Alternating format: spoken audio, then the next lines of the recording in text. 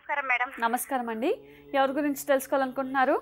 నా గురించి తెలుసుకోవాలనుకుంటున్నా మేడం. తప్పకుండా అండి. మీ నక్షత్రం చెప్పండి. నక్షత్రము అవన్నీ తెలియదు మేడం మాకు. అవన్నీ date of birth? Date of birth కూడా తెలియదు మేడం. మేడం కాకపోతే ఏజ్ అంటే 32 ఉంటుంది మేడం. సరేనండి, మాట్లాడండి గురూజీతో. నమస్తే అమ్మా. నమస్కారం గురూజీ. మీ పాదాభివందనాలు స్వామి. మా ఆశీస్సులో ఉంటుంది తల్లి. ఎన్ని రోజుల నుంచి కలవాలి ఫోన్ కలవాలి అని ఎన్ని రోజుల నుంచి అనుకుంటున్నా స్వామి. ఈ రోజు కలిసింది సార్. సరే అమ్మా, ఏం చేస్తుంటారు మీరు? మేము వ్యవసాయం చేస్తాం సార్. మాకు గురుజీ మా ఆయనకు ట్రాక్టర్ ఉన్నది. ట్రాక్టర్ నడుస్తుంది కానీ ఎప్పుడు డబ్బులు కరెక్ట్ టైం పని చేస్తారు కానీ టైంకి డబ్బులు కరెక్ట్ రావు సార్. స్వామిజీ చాలా ప్రాబ్లమ్స్ ఉన్నాయి సార్ మాకు. ఎన్ని ఎకరాలు ఉంది పొలం మీది? పొలం ఎకరన్నర ఉంటే అప్పుల బాధకు అద్దెకి అమ్మినాం గురుజీ. అద్దెకి అమ్మినా కానీ అప్పులు ఇంకా తెరలే గురుజీ. అప్పులు ఇంకా ఎంత ఉంది? అప్పుడు ఇంకా 2-3 లక్షలు ఉన్నాయి గురుజీ. ఓకే, ఇంతకు ముందు పొలం ఎంత అమ్మేశారు? అద్దెకి అమ్మినా కానీ అప్పు తెరలే గురుజీ. ఎంత అమ్మారు? అర్ధ ఎకరా? అద్దెకి 11 లక్షలకి అమ్మినాం గురుజీ. ఎంతకమ్మా? 11 లక్షలకి అమ్మినాం గురుజీ. 11 లక్షలు తక్కువకి అమ్మేశారే? తక్కువ. అప్పుడు అప్పుల బాధ చాలా ఉండే గురుజీ. పొద్దుకి ఎప్పుడు చూసినా గానీ ఇంటి ముంగట మేము లేవక ముందుకే వచ్చి డోలు కొట్టేవాళ్ళు. మస్తు ఇబ్బందులు ఉండే గురుజీ. అద్దెకి రమ్మినా గానీ ఇంకా అప్పు తెరలే గురుజీ. ఇంకా అవే బాధలు ఉన్నాయి సార్ గురుజీ. ఇట్లా కూడా చాలా ఇబ్బందులు ఉన్నాయి గురుజీ. అసలు ట్రాక్టర్ మైన పేరు మీద మాకు అచ్చుబాటు ఉందా లేదా గురుజీ చెప్తారా ఒకసారి? ఇప్పుడు ట్రాక్టర్ అచ్చుబాటు ఉండేదానికే దాని లోన్ అన్ని తీర్చేసి చక్కగా ఏదో జరుగుతుంది, కానీ డబ్బులు వచ్చినవి మీకు సరిపోతా లేదంతే. అదే గురుజీ, అసలు సరిపోతలేవు. ఇక్కడ ఇవి వస్తాయేమో అని ఇక్కడ చిట్టీలు పెట్టుకున్నా కానీ చిట్టీలు కూడా బయట కూలీ చేసి కట్టేది సమస్యకు వచ్చింది గురుజీ మాకు. అసలు మీకు సంతానం ఎంతమంది? ఓ పాప బాబు గురుజీ. ఏం చదువుతున్నారు? ఇప్పుడు పాప 10 years, బాబు 9 years. అంటే 4th, 5th. అవును సార్. సరే తల్లి, మంచిది. నేను కొన్ని పరిహారాలు చెప్తాను, చేయండి అమ్మా. బాగా డెవలప్మెంట్ అవుతుంది, ట్రాక్టర్ కూడా వృద్ధి అవుతుంది. సరేనా? చెప్పండి సార్. మీ ఇంటి దేవుడు ఎవరమ్మా? మా ఇంటి దేవుడు మల్లన్న స్వామి. మల్లన్న. దగ్గరలో ఏదైనా అమ్మవారి గుడి ఉందా మీ ఊర్లో? మా ఊరు అమ్మవారి గుడి పెద్దమ్మ ఉంది, పోషమ్మ ఉంది, ఎల్లమ్మ ఉంది. ఓ, ముగ్గురు ఉన్నారు అమ్మవార్లు అయితే.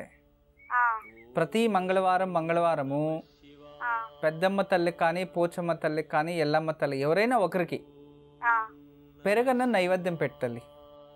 ప్రతి మంగళవారం.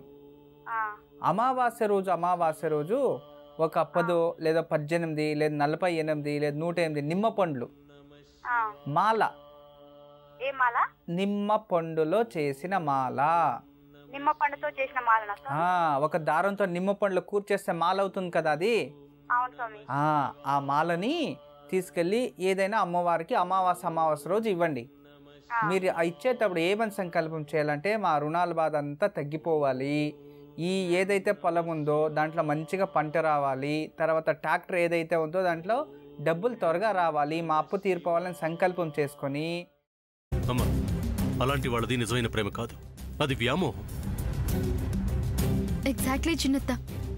నిజంగా ప్రేమించుకున్న వాళ్ళు అలా చేయరు. ఎంత మనసు విరిగిపోతే కన్న కూతుర్ని పట్టుకొని మా దృష్టిలో చచ్చిపోయా ఉంటుందా తల్లి? అది సరే అమ్మా, తన కూతురుతో తన మాట అనేటప్పుడు ఆమె మాటల్లో వ్యథ, కళ్ళల్లో బాధ గమనించావమ్మా? పెద్దబాబుకు బర్త్డే విషెస్ చెప్పు కూడా వెళ్ళాం కదా. ఊరికే ఎలా కాలిపోతుంది? మంట పెడితేనో పడితేనో తగలబడుతుంది.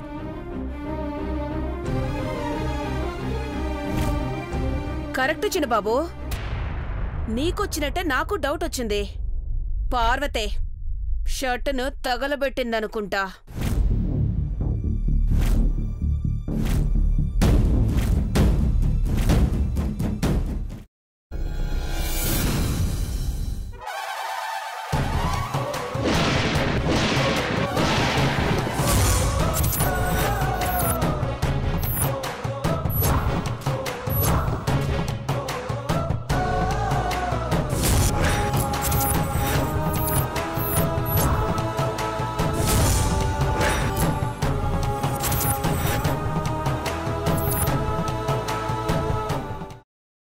తర్వాత పొట్టు తీసేసి చాప్ చేసి పక్కన పెట్టుకోవాలి.